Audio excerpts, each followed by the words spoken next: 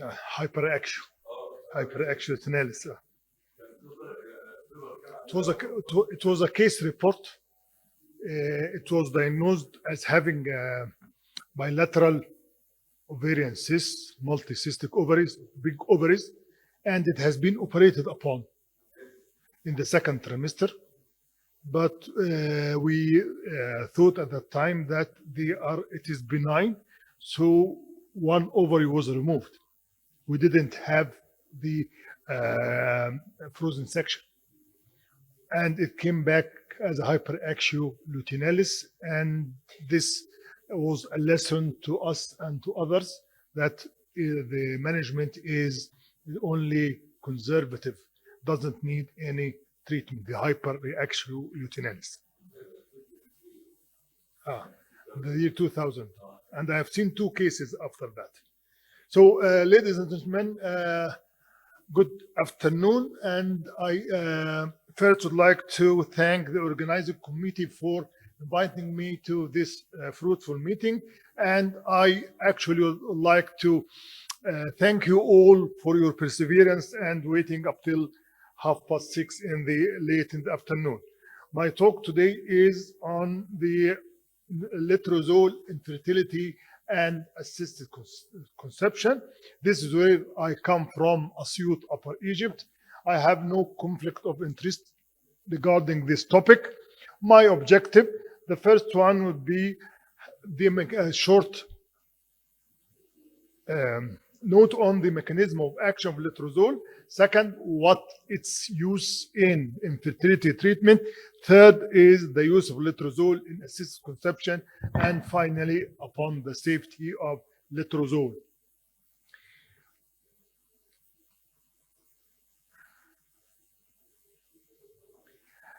As we all know, letrozole is a non-steroidal, highly effective oral aromatase inhibitor, which inhibits the conversion of testosterone and androstenedione to estradiol and estrone, both in the ovary and also in the peripheral tissue in the skin.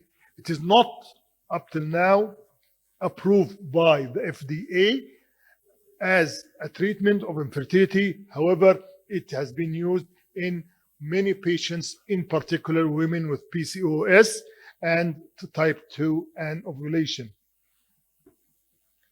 As I mentioned, it has its inhibitory effect on aromatase enzyme and results in blockage of the conversion of androgens into estrogens. It is rapidly and completely absorbed from the gastrointestinal tract, and it has short half-life time, not exceeding 2 days. And this is the original medication, of letrozole. And as we can see here, it blocks the aromatase enzyme, and therefore it prevents the conversion of androgens to estrogen. The proposed mechanism of action is 2 things. First is central one. It causes the release of pituitary hypothalamic axis from estrogen negative feedback. And the second is intra-ovarian, which block the conversion of androgens to estrogens, and thereby leading to accumulation of androgens inside the ovary, and hence increase the sensitivity of the ovary to respond to stimulation. Because letrozole does not inhibit the negative feedback of estrogen, it usually induces single follicular development, and it avoids multiple stimulation. And again, it has a relatively short half-life, between 41 to 48 hours. Therefore, the estrogen target tissues, such as the endometrium and cervical mucus, are potentially spared adverse effects. Therefore, letrozole has less effect on the endometrial thickness and receptivity, and it also has a more conductive endometrium to embryo implantation. For patients with WHO group 2 anovulation, which is normal, as you all know that WHO group 1 is hypo, group 2 is normal, group 3 is hyperprolactinemia. There is a high quality evidence shows that letrozole is superior to clomiphene citrate in terms of ovulation rate, pregnancy rate, and live birth rate. It did not differ in terms of OHS, multiple pregnancy, and miscarriage rates. And according to the above evidence, the current recommendation is letrozole used as a first line agent for PCOS and other WHO group anovulation patients. This is the latest meta-analysis in 2019. There's no place for using clomiphene citrate in PCO. First line is letrozole, and you can use clomiphene citrate if the letrozole is contraindicated or it is associated with any side effects. The diagnosis of unexplained infertility is after intensive evaluation of both male and the female. We cannot find a cause. And in this issue, I'd like to draw your attention that it does not recommend a laparoscopy, i.e. if you do have a quite normal hysterosalpingogram, this is sufficient to exclude tubal factor, and you don't need to do a laparoscopy to confirm that this is unexplained infertility. Unexplained infertility affects 10 to 30% of couples seeking fertility. A systematic review and meta-analysis in 2019, 3 years ago, showed no difference in terms of clinical pregnancy rate, live birth rate, spontaneous miscarriage, or multiple pregnancy rate. Letrozole would achieve monofollicular development in most cycles, thereby reduces multiple gestation with a comparable pregnancy success with gonadotrophins. So it might become the first choice again for treatment for unexplained infertility. However, more studies and more randomized control studies and more evidence is needed.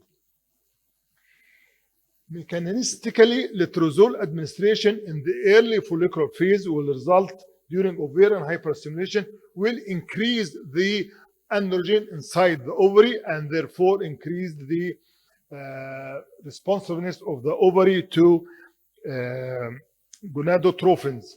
For poor responders, some preliminary reports show that potential beneficial effect of letrozole improving ovarian response, i.e. increasing the number of eggs to FSH and reducing the number of gonadotrophins. However, this has been not translated in improving the pregnancy rate. On the other hand, for normal and high responders, co-treatment with letrozole significantly lower gonadotrophin consumption and reduce the incidence of OHSS without affecting the outcome of other groups with a similar or higher birth rates like other groups. Adjunctive use of letrozole may also be an effective means of low-cost IVF and ICSI cycles in developing countries like ourselves now in Egypt when there is a shortage of the medication. And I'd like to make here a warning or an advice to the society to have a look on the shortage and very high pricing of the medication at that moment. OHSS is a potentially life-threatening complication of ovarian stimulation during ART cycles. And it has been shown that letrozole has a prospective randomized controlled trial 3 years ago showed that PCOS patients with extremely high anti-Mullerian hormone, co-administration of letrozole will result in the incidence of OHS. Unfortunately, the effectiveness and the mechanisms by which letrozole work in reducing the OHS is lacking. However, this is most probably through reducing the vascular endothelial growth factor. And we need more randomized controlled trials in this term. For the key to success in frozen embryo transfer is the preparation of the endometrium to be receptive of the embryos with synchronization of the endometrium and the embryo development. Some studies showed that letrozole is superior than natural HRT therapy in clinical pregnancy, live birth rate, and miscarriage. However, the latest Cochrane systematic review failed to show any evidence of any benefit of any of the protocols used, whether the natural HRT or letrozole. So all of them do have equal efficacy. What about the use of letrozole in treatment of endometriosis-associated infertility? Current evidence is lacking and is limited. And why we can use it? Because it can suppress the locally produced E2 by endometriotic deposits. And the other impact that it improves or increases ovulation. The efficiency of letrozole probably varies from different stages of endometriosis, and more trials are needed to have an evidence and guide when and how to use letrozole for infertility-associated endometriosis. What about fertility preservation? Compared with the standard controlled ovarian stimulation regimens, letrozole combined with FSH significantly decreased plasma E2 peak concentration. And this might be very important in those hormone-sensitive cancer. And on the other hand, its addition or inclusion in the controlled ovarian stimulation had the addition of letrozole did not have any negative effect on the number of mature oocytes collected or on other efficacy endpoints. This is from our unit in Asyut, Egypt, when we used high dose in letrozole in women with one blocked tube. This rationale, or the rationale of the study, is that superovulation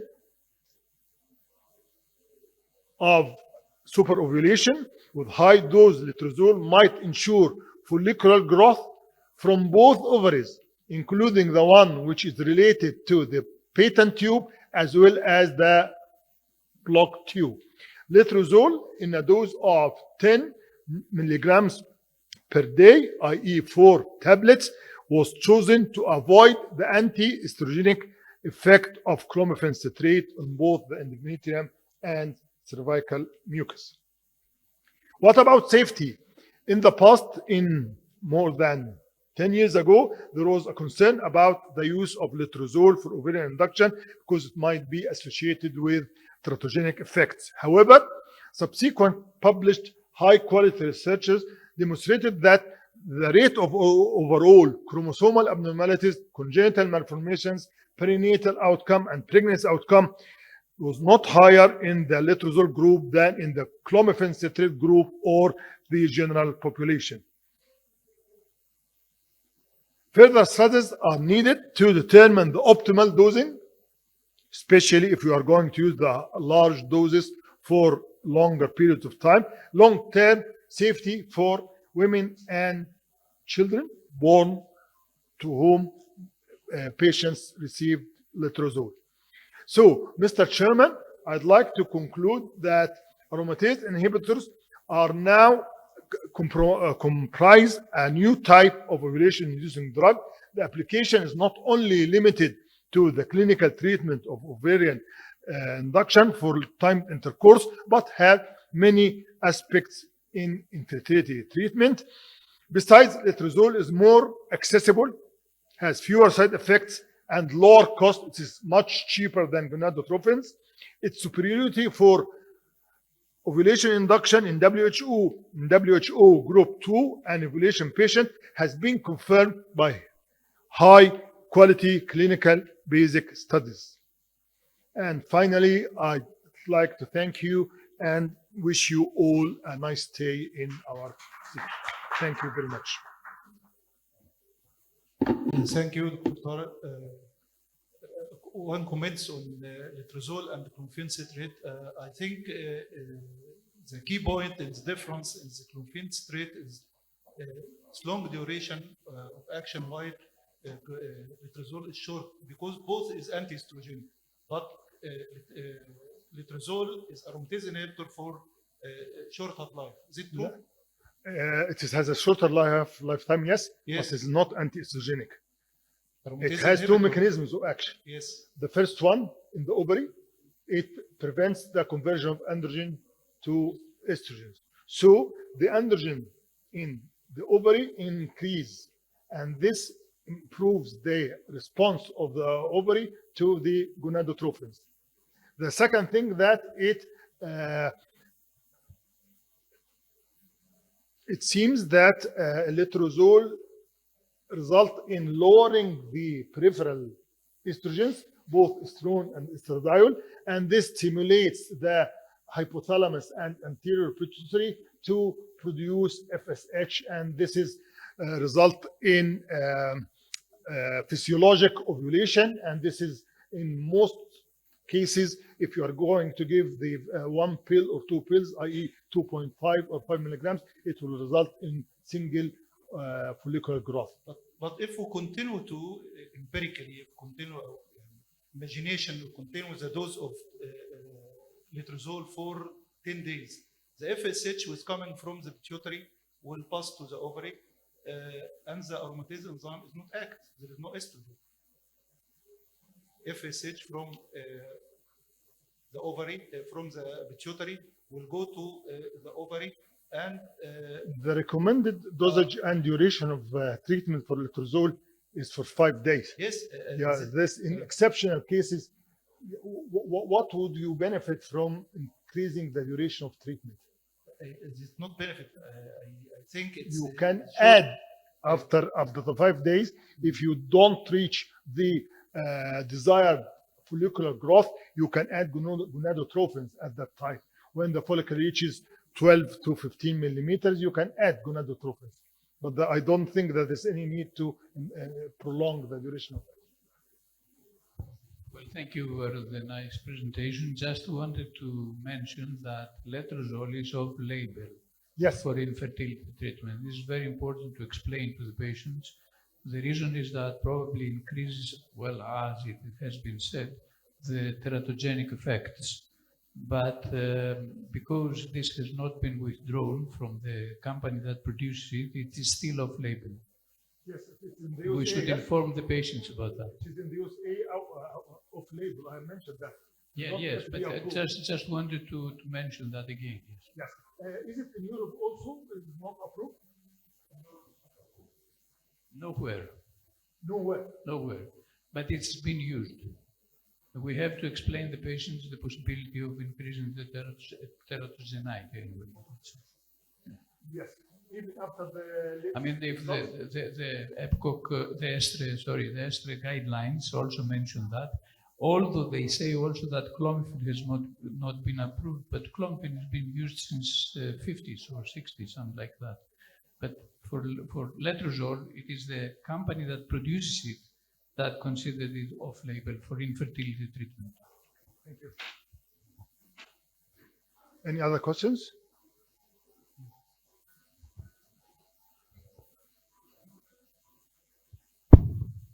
Yes, I'm fully agree with you that the letrozole can make iatrogenic cardiac problems, and this is mentioned by in Canada. Yes, they started letrozole, the septal defect, like that. I would like to ask a question about why you didn't raise the dose of letrozole in cases of hyperresponders or weak ovulatory? Why in the single blocked tube? You mean in our study? Yes, in your In our study, the rationale was that ovulation, if it occurs from the blocked site, very rarely it results in pregnancy from the other side, the wandering egg. So we increased the dose in order to ensure ovulation from both sides, because you can't direct the ovulation from the patent site, the patent site. So increase the dose. Those patients were infertile after ectopic pregnancy, removal of the tube, for about 2 to 3 years. So they waited for the wandering and for pregnancy from the site which is related to the patent tube. So increase the dose to ensure that it is from both sides. And we followed them up to know exactly that the ovulation came from either the patent site or from both sides, from one side only. thank you. Thank you very much.